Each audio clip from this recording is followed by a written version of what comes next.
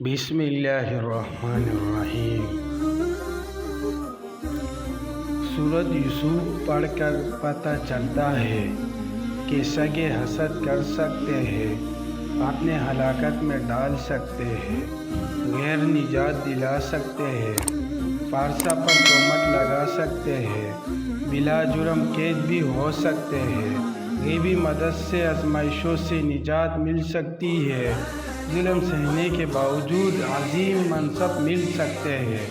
تقوی سے عزت کا وصول ہو سکتے ہیں، قریب ترین عزیز جدا ہو سکتا ہے، وصال ہجر میں اور ہجر وصال میں بدل سکتا ہے، بچھڑا مل سکتا ہے اور غم خوشی میں تبدیل ہو سکتے ہیں،